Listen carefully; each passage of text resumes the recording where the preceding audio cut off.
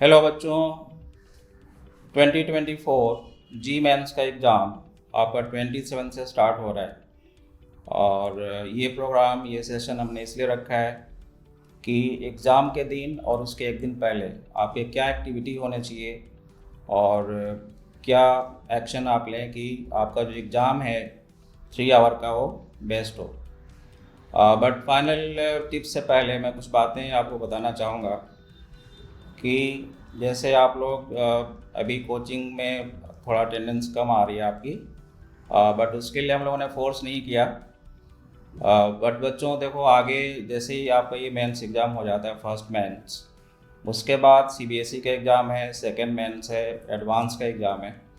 उन सब के लिए हमने काफ़ी प्लानिंग की है और कैसे आपको बेस्ट वे में आगे के एग्ज़ाम के लिए तैयारी करानी है, उस पर हम लोग वर्क कर रहे हैं। और देखो बच्चों, ये क्या है, ये एग्ज़ाम आपका सिर्फ आपका नहीं है, आपके टीचर्स, आपके पेरेंट्स, आप जहाँ कोचिंग इंस्टीट्यूट में जहाँ पढ़ रहे हैं, ये सब का एग्ज़ाम है। आप यदि सफल होते हैं तो हम भी सफल होते हैं, आप यदि सफल नहीं होंगे तो हम भी सफल नहीं। तो बच्चों, इसमें ये सारे पिलर्स के सपोर्ट्स आपको एंड तक लेना है। अभी जैसे मान लो आप लास्ट 1 मंथ या लास्ट 2 मंथ यदि हमारा सपोर्ट आपने नहीं लिया, मान लो लास्ट में हम आपको कुछ बताना चाह रहे हैं, कुछ आपको गाइड करना चाह रहे हैं, कुछ प्रॉब्लम्स कराना चाह रहे हैं, बट आप यदि सिस्टम से जुड़े नहीं रहेंगे, आप हमारे अकॉर्डिंग नहीं चलेंगे, तो यदि किसी बच्चे का रिजल्ट ख़राब होता है तो हमारा भी एक रिजल्ट ख़राब हुआ, बट उसमें हमारा उतना रोल नहीं रहा जितना कि आपका रोल है, क्योंकि आपने हमारा सपोर्ट नहीं लिया। तो हमारा ये कहना ये है कि बच्चों, जब तक आपका फाइनल एग्ज़ाम नहीं हो जाता, इवन काउंसलिंग में भी आपको हमारा सपोर्ट चाहिए। तो आप एंड टाइम तक जो भी हमारी प्लानिंग हम लोग कर रहे हैं आगे के एग्ज़ाम के लिए, तो वो आपको आप तक पहुंच जाएगा, पूरा प्लानर पहुंच जाएगा। उसके अकॉर्डिंग आप आगे सिस्टम से ज़रूर जुड़े रहें, उससे आपको फ़ायदा होगा। ठीक है, अब हम लोग चलते हैं फाइनल टिप्स। एक दिन पहले आपको बच्चों क्या करना है, कल आपका सपोज एग्ज़ाम है, तो आज के दिन आपको कोई टफ क्वेश्चंस नहीं करना, कोई टफ प्रॉब्लम नहीं करना है। जो फार्मूला है वो आप देख सकते हैं, या शॉर्ट जो नोट्स बना रखे हैं उसको आप थोड़ा देख सकते हैं। बट इवनिंग से पहले, इवनिंग के बाद आप मैक्सिमम 11 PM तक आपको सो जाना चाहिए। एक दिन पहले जो नाइट है, 11 PM तक आप बेड पे चले जाएं और 6 to 8 आवर आप कंप्लीट रेस्ट दें ब्रेन को। क्योंकि बच्चों, ये लास्ट डे या लास्ट 1 मंथ का पढ़ा हुआ उस दिन नहीं आने वाला। ये लास्ट 2 ईयर में जो आपने पढ़ा है, उस 2 ईयर के कंटेंट को, इस माइंड को रिकॉल करना है। और ये माइंड रिकॉल तब कर पाएगा हर चीज़ को जब ब्रेन के सेल को आप रेस्ट देंगे। ठीक है, तो ये नहीं कि लास्ट डे, लास्ट नाइट खूब सारा लेट नाइट तक आप पढ़ रहे हैं, उसका कोई फ़ायदा नहीं है। लास्ट नाइट आपको बिल्कुल नहीं पढ़ना है, कम्प्लीटली माइंड को रेस्ट देना है। कई बच्चों का अभी क्वेश्चन आया मेरे पास कि सर 99 परसेंटाइल के लिए क्या है, कितने मार्क्स हमें लाने। 99 परसेंटाइल के लिए बच्चों, यदि पेपर टफ है 180 मार्क्स सफिशियंट है, और यदि पेपर इजी है तो 200 मार्क्स आपको लाने पड़ेंगे 99 परसेंटाइल के लिए। यदि आप, कुछ बच्चों का ये क्वेश्चन था कि 95 परसेंटाइल के लिए कितना स्कोर चाहिए। 95 परसेंटाइल के लिए आपका स्कोर जो है, यदि पेपर इजी है तो 140 मार्क्स, एंड पेपर यदि टफ है तो 140 मार्क्स, एंड पेपर इजी है तो 150 मार्क्स आपको लाने होंगे 95 परसेंटाइल के लिए। और 90 परसेंटाइल के लिए आपका जो स्कोर है, जो अप्रॉक्स 90 परसेंटाइल रहता है कट ऑफ हर साल, जैसे आप देख रहे हैं, उसके लिए जो आपका स्कोर होना चाहिए वो होना चाहिए 110 to 120 मार्क्स के बीच। तो ये सब कुछ क्वेश्चंस आए थे बच्चों से जो हमने आपको बताया। देखो बच्चों, एग्ज़ाम के मॉर्निंग में आपको क्या करना है और क्या नहीं करना है। तो एग्ज़ाम के मॉर्निंग में आप जैसे जब आप सो के जगें उसके बाद फ्रेश होने के बाद आप क्या करें कि जैसे किसी भी फ्रेंड से कोई मोबाइल फ़ोन नहीं, मोबाइल फ़ोन तो आप लास्ट नाइट भी बिल्कुल ऑफ करके रख दें। किसी का भी फ़ोन हो आपको नहीं फ़ोन उठाना है, कोई बात किसी से नहीं करनी है। एग्ज़ाम मॉर्निंग में आपको कोई भी फ्रेंड या किसी से भी कोई बात नहीं करनी। आप मॉर्निंग में फ्रेश होने के बाद, नहाने के बाद आप गॉड को याद करें, पेरेंट्स का आशीर्वाद लें और टीचर्स को भी याद करें, जो आपको टीचर्स ने पढ़ाया है उनको भी आप याद करें। देखो बच्चों, हमारा जो रोल है सिर्फ 3 आवर के अंदर नहीं है। 3 आवर्स में आपको लड़ना है, लेकिन 3 आवर्स के बाद, 3 आवर्स के पहले, उस मेन टाइम के पहले पूरा सिस्टम आपके साथ है। कोचिंग इंस्टीट्यूट सारे टीचर आपके साथ हैं, आपके फैमिली मेम्बर सब आपके साथ हैं, लेकिन 3 आवर्स में आपको लड़ना है।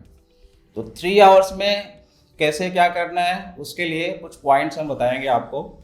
तो बच्चों, 3 आवर्स के पहले, 3 आवर्स के बाद ये सारे पिलर्स जो आपके सक्सेस में कंट्रीब्यूट करते हैं, वो सारे पिलर्स आपके साथ हैं और खड़े हैं। मैं आपको बताऊं कि काफ़ी पहले जब मेंस का एग्ज़ाम एक ही शिफ्ट में होता था, एक ही दिन होता था सारे बच्चों का, तो उसमें क्या था कि जहाँ पे मैं था मैं देखता था कि वहाँ पे कोचिंग में हवन हुआ करते थे उस 3 आवर्स के ड्यूरेशन में। यहाँ तक कि सिस्टम का ये कोशिश था कि उस 3 आवर्स में भी हम क्या कुछ कर सकते हैं अपने बच्चों के लिए। तो इस तरह की थिंकिंग रहती है पूरे कोचिंग सिस्टम का, आपके टीचर्स का, आपके पेरेंट्स का। तो मेरा कहना ये है कि आप 3 आवर में आपको खुद लड़नी है अपनी लड़ाई, लेकिन उस लड़ाई के लिए, उसमें सक्सेस पाने के लिए ये सारे पिलर्स का सपोर्ट आपको 3 आवर्स के बाद हमेशा आपको सपोर्ट जहाँ भी आपको लगता है कि हेल्पफुल हो सकता है वो लेना है, ठीक है। तो एग्ज़ाम के दिन जब आप, और उसमें आपको कोई फास्ट फूड नहीं लेना है। ब्रेकफास्ट में जैसे आपका 9 to 12 पेपर है, तो ऐसा नहीं कि कुछ खा के नहीं गए, आपको न्यूट्रिशियस फूड लेना है, कोई फास्ट फूड लेके नहीं जाना। जब आप एग्ज़ाम हॉल जाएं, जब एग्ज़ाम देने आप जा रहे हैं, जहाँ भी आपका सेंटर है, एक सजेशन ये भी है हमारा कि एक दिन पहले उस सेंटर को आप विजिट करके आए। लास्ट डे किसी भी तरह का कोई घबराहट आपके अंदर नहीं होना चाहिए किसी भी बात को लेकर। जैसे आप कोचिंग में आपका टेस्ट होता है, स्कूल में कोई एग्ज़ाम है, आप घर से निकले गए, पेपर आपके सामने और आपने एग्ज़ाम लिखा, बीच में किसी तरह का कोई डिस्टर्बेंस नहीं है। तो एग्ज़ाम के दिन ऐसा ना हो कि आपको सेंटर में पहुंचने में किसी तरह का ट्रैफिक झेलना पड़े। जो भी टाइम प्रिस्क्राइब्ड है उसके हाफ आवर पहले आप पहुंचे सेंटर एक दिन पहले आप देख के आए। कोई भी फ्रेंड सेंटर पहुंच गए और कोई बहुत सारे फ्रेंड का आपको ग्रुप मिल रहा है, किसी से कोई बात नहीं करनी, क्योंकि हो सकता है कि जो आपका फ्रेंड है वो खुद नर्वस हो और कुछ ऐसी बातें बोल जाए जिससे कि आपका भी टेम्परामेंट, आपका भी पॉजिटिविटी कुछ कम हो जाए, ठीक है। तो एग्ज़ाम वाले दिन, एग्ज़ाम से पहले किसी से कोई बात नहीं करनी, इवन पेरेंट्स से भी कोई बात नहीं करनी, बट उनके ब्लेसिंग्स लेने बस। अब एग्ज़ाम हॉल में आप पहुंच गए। देखो बच्चों, ये मेंटल गेम है। सब्जेक्ट तो ठीक है, सब्जेक्ट की नॉलेज अपनी जगह है, लेकिन ये मेंटल गेम है। इसमें आप देखे होंगे कि कई, आप क्रिकेट जैसे आप देख रहे हैं, कोई भी गेम देख रहे हैं, तो जैसे क्रिकेट का वर्ल्ड कप फाइनल हो रहा है, बट एक दिन पहले आप देखेंगे कि टीम जो है फुटबॉल खेल रही है। तो उसका रीज़न क्या है? रीज़न ये है कि अपने को कूल रखना है, शांत रखना है, ताकि दिमाग जब आपका शांत रहेगा, टोटली किसी तरह कोई डाइवर्जन नहीं होगा, तो जो चीज़ें हैं, जो एक्चुअल चीज़ें हैं, वो माइंड अपने डेप्थ से रिकॉल कर पाएगी उस चीज़ को, ठीक है। तो जब आप एग्ज़ाम हॉल में चले गए और स्क्रीन पे पेपर नहीं आया, सपोज आप 10 मिनट पहले, 15 मिनट पहले आप अपने सीट पे पहुंच गए और स्क्रीन पे पेपर नहीं आया, तो माइंड में किसी तरह का कोई ऐसा टारगेट सेट करके नहीं चलना है, कोई प्री डिफाइंड टारगेट लेके नहीं चलना है कि हमें 180 मार्क्स लाना है, 200 मार्क्स लाना है, ऐसा कुछ भी नहीं। क्योंकि वो एग्ज़ाम पेपर जो होगा उसके बाद वो आप जैसा भी सिचुएशन होगा वो आपको वहाँ से डिसाइड करना होगा कि कितने स्कोर बन रहे हैं। तो कोई प्री डिफाइंड स्कोर माइंड में लेके नहीं जाना कि इतना परसेंटाइल हमको लाना ही है, और क्योंकि उससे एक प्रेशर आपके ऊपर हावी होगा जिससे कि मिस्टेक्स होने के चांसेस बढ़ेंगे। तो जितने भी ये चीज़ें हम लोग बोलते हैं कि आपको पॉजिटिव रहना है, उसका एक ही रीज़न है कि जो आपको आता है वो आप करके आए, किसी तरह के घबराहट की वजह से, किसी डाइवर्जन की वजह से आप कुछ गलत करके ना, ठीक है।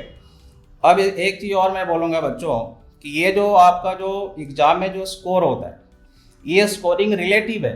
आपका 180 मार्क्स है, तो वैसे देखा जाए तो 300 में 180 मार्क्स क्या है, 60%, लेकिन परसेंटाइल कितना मिल रहा है आपको, 99 परसेंटाइल। तो ये जो स्कोर है वो रिलेटिव स्कोर है, ये एक्चुअल स्कोर आपका नहीं है, परसेंटाइल, परसेंट नहीं, परसेंटाइल। और एक चीज़ और मैं आपको बताऊंगा कि ये जो आपका देखो तो जो डायरेक्ट जो लड़ाई है आपकी, वो आपके जैसे 14 लाख टू 15 लाख बच्चे एग्जाम दे रहे हैं, तो 14 लाख टू 15 लाख बच्चों के साथ आपकी डायरेक्ट लड़ाई नहीं है। आपके शिफ्ट में जो सपोज 10 शिफ्ट में एग्जाम हो रहा है, तो 14 टू 15 लाख जो बच्चे एग्जाम दे रहे हैं, उसमें से यदि आप 1/10 कर दो, 1/10 टाइम, तो कितना हो रहा है, अप्रॉक्स 1.5 लाख स्टूडेंट आपके साथ आपके शिफ्ट में बैठ रहे हैं पूरे इंडिया के अंदर, ठीक है। तो पूरे इंडिया के अंदर आपके शिफ्ट में बैठने वाले बच्चे कैसे हैं, कितने हैं, 1.5 लाख अप्रॉक्स, जबकि टोटल स्टूडेंट कितने बैठ रहे हैं, 15 लाख। तो जो आपका एक्चुअल जो लड़ाई है बच्चों, ये 1.5 लाख के साथ है। जबकि एडवांस में भी आप देखो तो एडवांस में भी आपके साथ कितने बच्चे compete कर रहे हैं, 2.5 लाख बच्चे। तो मेंस का कंपटीशन बिल्कुल ही एडवांस जैसा नहीं है, और नहीं 14-15 लाख बच्चों के साथ आपका डायरेक्ट कंपटीशन है। डायरेक्ट कंपटीशन आपके इसके बीच है 1.5 लाख जो आपके शिफ्ट में बैठ रहे। सपोज आपका पेपर 30th को है, 27th को कोई बच्चा कैसा भी स्कोर करता है, अच्छा करता है, खराब करता है, उसका स्कोर देख के आपको अपना माइंड कुछ भी चेंज नहीं करना, क्योंकि 27 को जो पेपर लिख रहा है बच्चा, वो आपका मेन कंपटीटर नहीं है। उसका मार्क्स, आपके मार्क्स को, उसका जो भी मार्क्स आया हो, उसका कोई रोल नहीं, कोई इन्फ्लुएंस नहीं आपके परसेंटाइल। तो जो आपके शिफ्ट में जो बच्चे बैठ रहे हैं बच्चों, वही मेन कंपटीटर है आपका। तो 1.5 लाख के बीच ही आपका मेन फाइट हो रहा है। ये भी एक पॉजिटिव पॉइंट है जो आपको पॉजिटिविटी बनाने में हेल्प कर सकता है, क्योंकि आपके दिमाग में क्या है, 15 लाख बच्चे आपके साथ फाइट कर रहे हैं, ऐसा नहीं है। तो ये भी एक पॉइंट आपको ध्यान रखना है। तो कोई भी नेगेटिविटी आपके अंदर नहीं आनी है, पॉजिटिव होके जाएं, शांत रखें खुद को, किसी से कोई बातें नहीं करनी। अब आपके पास पेपर आने वाला है, सपोज आपके पास पेपर आ गया, तो 3 आवर्स का जो टाइम है, 180 मिनट का जो टाइम है बच्चों, ये 180 मिनट, ये 3 आवर कोई भी 3 आवर नहीं है, ये पूरे लाइफ टाइम तक ये 3 आवर आपको याद रहने वाला है। अच्छा हुआ तो भी याद रहेगा, अच्छा नहीं हुआ तो भी याद रहेगा। तो इस 3 आवर को ऐसे ही किसी भी वे में आपको पेपर लिख के नहीं आना है। हमारे जो सुझाव हैं, या और सर भी, अनिरुद्ध सर का भी आपको जाएगा मैसेज, ठीक है, और मैसेज भी जाएंगे। तो जो भी हमारे सुझाव हैं, उसमें जो भी आपको लगता है कि आपको हेल्प कर सकता है, उसको फॉलो करना है। तो 3 आवर का जो पेपर है, उसमें कैसे हम स्टार्ट करें पेपर को, ये पॉइंट मैं अब आपको बताने जा रहा हूँ।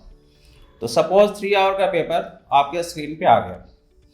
बच्चों देखो, तीनों ही सब्जेक्ट में कुछ प्रॉब्लम इजी आते हैं, कुछ मीडियम लेवल के आते हैं और कुछ टफ लेवल के। तो सबसे पहले हमें क्या करना है, सबसे पहले क्या करना है कि जो इजी लेवल के प्रॉब्लम है, आप स्क्रीन को स्क्रॉल करें, और जो इजी क्वेश्चन का मीनिंग क्या है, इजी क्वेश्चन का मीनिंग ये है कि आपको कोई पेन चलाना ही नहीं, देखा और आपको आंसर मिल गया, ये आंसर पक्का कि ये आना, ठीक है। तो ऐसे प्रॉब्लम को हम बोलेंगे इजी प्रॉब्लम। मीडियम प्रॉब्लम कौन सा है, कि जो जिसमें आपको पेन चलाना पड़ रहा है लेकिन कैलकुलेशन नहीं, वो आपका है मीडियम प्रॉब्लम। और टफ प्रॉब्लम वो है जिसमें पेन चलाना भी है और कैलकुलेशन भी है, तो वो हो गया टफ प्रॉब्लम। तो सबसे पहले आपको क्या करना है कि फर्स्ट 20 मिनट में, फर्स्ट 15 टू 20 मिनट में आपको जितने भी इजी क्वेश्चन है, फिजिक्स, केमिस्ट्री, मैथ, ठीक है, उसमें जो ऐसे प्रॉब्लम जिसमें कोई कैलकुलेशन, कोई पेन चलाना ही नहीं है आपको, ऐसे कुछ क्वेश्चन आपको मिलते ही हर साल हम देखते हैं कि केमिस्ट्री में 2-4 प्रॉब्लम है, फिजिक्स में भी 2-4 ऐसे प्रॉब्लम, मैथ में भी 2-3 ऐसे प्रॉब्लम है जो कि कैलकुलेशन बेस्ड नहीं है। देखते ही पता चलता है कि आपको आंसर ये है करेक्ट आंसर। तो सबसे पहले आपको इजी क्वेश्चन, हो सकता है कि किसी के लिए इजी क्वेश्चन 15 क्वेश्चन हो, 20 क्वेश्चन, किसी के लिए हो सकता है कि वो 6 क्वेश्चन, जैसा आपका प्रिपरेशन लेवल है। तो आप इजी क्वेश्चन जरूर कर लें, क्योंकि बच्चों हर साल हम देखते हैं कि जब बच्चे एग्जाम दे के आते हैं तो उनको एक ही बात की रिग्रेट रहती है कि यार पेपर के एंड तक हम नहीं जा पाए और बिल्कुल इजी वाला क्वेश्चन जो था वो छूट गया हमारा। ठीक है, तो ऐसा ना हो, किसी तरह का कोई रिग्रेट एग्जाम के बाद, क्या 20 मिनट के बाद ही ऐसा कर लो कि वो रिग्रेट रहे ही ना। ठीक है, तो फर्स्ट 20 मिनट, फर्स्ट 15 मिनट में आपको क्या करना है, इजीएस्ट जो प्रॉब्लम्स हैं जिसमें पेन चला नहीं वो आपको कर डालना। अब ऐसा करने से क्या होगा कि अब आपको ये पता चल गया, अच्छा पेपर में मिस्टेक्स क्यों होते हैं, सिली मिस्टेक्स क्यों होते हैं, क्योंकि आप एक क्वेश्चन करते हो, थोड़ा टाइम लगता है, आप जंप करते हो दूसरे क्वेश्चन में। क्यों जंप करते हो, क्योंकि आपको लगता है कि अगला क्वेश्चन ईजी आने वाला है। लेकिन जब आपने फर्स्ट 15 मिनट में, फर्स्ट 20 मिनट में ईजीएस्ट क्वेश्चन आपने कर लिया, तो अब आपको ये पता है कि अगला क्वेश्चन ईजी आने वाला नहीं है। तो आपके पास कोई घबराहट उस तरह की नहीं रहेगी कि कोई प्रॉब्लम थोड़ा टाइम ले रहा है, कैलकुलेशन है, नहीं हो रहा है, तो फटाफट जंप करते हैं आप अगले क्वेश्चन में। तो आप थोड़े पेशेंस से प्रॉब्लम्स कर सकते हैं और आपको उसी टाइम से ये हो गया कि कोई रिग्रेट एंड तक, यहाँ तक कि पेपर के बाद भी नहीं रहेगा कि हमने इजी क्वेश्चन छोड़ दिया। तो फर्स्ट 20 मिनट में इजीएस्ट क्वेश्चन करना है तीनों सब्जेक्ट का, जो भी इजी प्रॉब्लम्स। आपका नंबर यदि मान लो कि आपकी प्रिपरेशन लेवल बहुत अच्छी है, आप 200 स्कोरर रहे हैं, आपने कोचिंग के टेस्ट में हमेशा ही 200 स्कोरर्स रहे हैं, हो सकता है कि इजी क्वेश्चन आपके पास ज़्यादा हो तो उसमें टाइम थोड़ा कम ज़्यादा भी लग सकता है। जब आपने इजीएस्ट क्वेश्चंस कर लिए तीनों सब्जेक्ट से, अब आपको जाना है मीडियम क्वेश्चन। मीडियम क्वेश्चंस वो क्वेश्चन है जिसमें कि कैलकुलेशन नहीं है लेकिन पेन चलाना है, तो वो है मीडियम क्वेश्चन। अब आपका सब्जेक्ट का जो सीक्वेंस है कोई भी हो सकता है, कोई चाहता है फिजिक्स से स्टार्ट करना, जो सब्जेक्ट आपका सबसे अच्छा उससे आप स्टार्ट करें। फिजिक्स हो सकता है, केमिस्ट्री हो सकता है, मैथ हो सकता है, कहीं से भी स्टार्ट कर सकते हैं। जब आपने जीएस प्रॉब्लम कर लिया उसके बाद कोई भी सीक्वेंस आप फॉलो कर सकते हैं। तो जो सब्जेक्ट आपका सबसे अच्छा है उससे आप स्टार्ट करें मीडियम क्वेश्चंस करना। मीडियम क्वेश्चंस करना आप स्टार्ट करें, उसमें कुछ क्वेश्चन निकलेंगे, कैलकुलेशन बहुत कम रहेगा, पेन चलाना पड़ेगा, तो कुछ क्वेश्चन नहीं होते हैं, ट्रिकी हैं, उसको लेफ्ट करिए, आगे मूव करिए। तो इस तरह से मीडियम क्वेश्चन जितने भी हैं पेपर को वो आपको करने हैं। और एक पॉइंट और कि जब आप मीडियम क्वेश्चंस करें तो आपका जो रफ वर्क है, रफ वर्क बिल्कुल फ्रेश होना चाहिए, क्लीन होना चाहिए, क्योंकि जब आप बैक करें उस प्रॉब्लम पे तो दोबारा वही स्टेप्स ना लिखना है, आप उस स्टेप में देख सकें कि क्या मिस्टेक है या क्या और आगे करना है। तो जो भी आप रफ करें इस तरह से नहीं कि बाद में उसको आप पढ़ ना सके, बिल्कुल क्लीन होना चाहिए आपका जो भी कैलकुलेशन है मीडियम क्वेश्चन में, टफ क्वेश्चन में बिल्कुल क्लीन होना चाहिए। तो मीडियम क्वेश्चंस आपने पूरे पेपर का कर लेना है। सेकंड नंबर पे पहले जीएस क्वेश्चंस कर लिया, फिर मीडियम क्वेश्चंस करने। हो सकता है कि मीडियम में आपके कई क्वेश्चंस नहीं हुए हों फर्स्ट अटेम्प्ट में, ठीक है। फिर आप जाएं टफ प्रॉब्लम पे। टफ प्रॉब्लम वो है जिसमें कि कैलकुलेशन है। अब आपको पता चल चुका है कि हमने इजी क्वेश्चंस कर लिया, मीडियम प्रॉब्लम कर लिया, तो टफ क्वेश्चंस करना है तो उसमें टाइम लगेगा। हो सकता है एक प्रॉब्लम आपको 4 मिनट 5 मिनट ले सकता है, लेकिन अब आप करेंगे 5 मिनट उसको देंगे, ठीक है, क्योंकि आपको पता है कि अब दूसरा क्वेश्चन हमारे पास ऐसा नहीं है जो ईजीएस्ट प्रॉब्लम है, तो आप उसको टाइम दीजिए। जितने प्रॉब्लम्स हो जाते हैं टफ प्रॉब्लम्स वो आप करिए बाकी टाइम बचे हुए टाइम में, ठीक है। और किसी भी तरह का कोई आप जो है वैसा अटेम्प्ट ना करें क्वेश्चन के अंदर जो कि क्या है कि आपको लगता है कि 50-50 है ये टिक कर लिया, ऐसा नहीं करना है। जिसमें आपको 100% परफेक्शन है जिस प्रॉब्लम में, वो प्रॉब्लम ही बच्चों आपको करके आना है।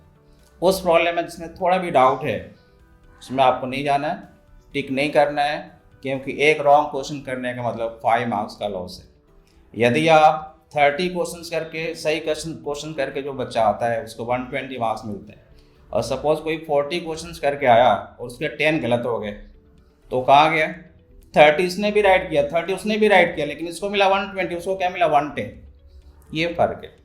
एक एक मार्क्स का बहुत ज़्यादा इंपॉर्टेंस होता है किसी भी कम्पिटेटिव एग्जाम में। वन सेम मार्क्स वाला बच्चा भी एक सिलेक्ट होता है और एक नहीं होता है, तो ये एक एक मार्क्स की वैल्यू है वहाँ पे। तो ऐसा नहीं है कि आपका स्कोर यदि सपोज आपको 20 क्वेश्चन आते हैं पूरे पेपर में, आपकी प्रिपरेशन लेवल बहुत अच्छी नहीं है, तो आप 20 करके आओ, एक अटेम्प्ट आपके पास और है, कोई वैसा कोई ऐसा नहीं कि ये लास्ट एग्जाम है आपके लाइफ का, ठीक है, आपके पास सेकेंड अटेम्प्ट भी है।